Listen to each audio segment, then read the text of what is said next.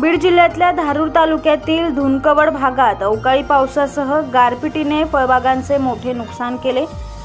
येथील शेतीनिष्ठ शेतकरी कल्याणराव कुलकर्णी यांच्या शेतातील आंब्यांसह इतर पिकांचे प्रचंड प्रमाणात नुकसान झाले आहे।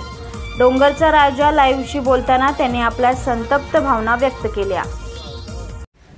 या डोंगर पट्ट्यामध्ये काल 3 वाजता म्हणजे 2 तास जी भयानक अशा प्रकारची गारपीट आणि वादळी वारं येऊन एवढं नुकसान झालं आहे की आपण पाहत आहेत हे 1100 आंब्याचे झाड आहेत की आज एवढा आंबा लागला होता की 25 ते 30 टन आंबा यातून होणार होता। म्हणजे निवळ काढणीला आलेला आंबा 25 ते 30 टन होता।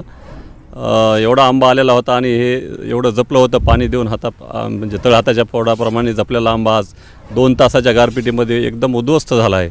आपण आज पाहत आहे सगळ्या आंब्याला डाग वगैरे सगळे जे गाराचा मार बसला ते सगळे डागळलेले आंबे दिसत आहेत आणि वारं पण भयानक होतं। त्यामुळे या भागातील शेतकऱ्याचं एवढं नुकसान झालेलं आहे की मोसंबीच्या बागा आंब्याच्या बागा सगळ्या उद्ध्वस्त झालेल्या आपण पाहत आहेत।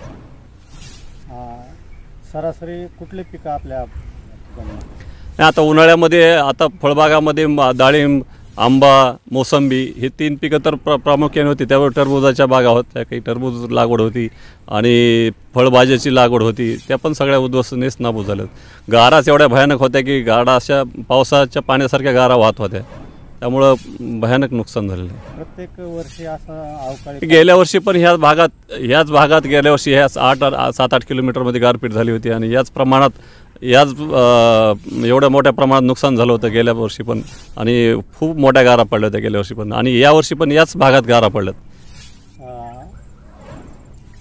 प्रशासनाकडून काय ते प्रशासनाने गेल्या वर्षीचे पंचनामे केले, नुसते नाटकं केले पंचनाम्याचे आणि 1 रुपया पण शासनाकडून मिळालेला नाही। आजपर्यंत 1 रुपया पण शासनाकडून मिळाला नाही आणि विमा कंपन्यांनी पण आम्हाला विमा असून विमा कंपनीने आम्हाला विमा नाकारलेला आहे। म्हणजे त्यांनी काहीतरी कारण दाखवायचं की हे वादळी वारं नव्हतं, फक्त गाराचा पाऊस होता। म्हणजे इतकं लढून विमा भरून स्वतःचे पैसे भरून पण विमा पण मिळाला नाही आणि नुकसान पण मिळालं नाही।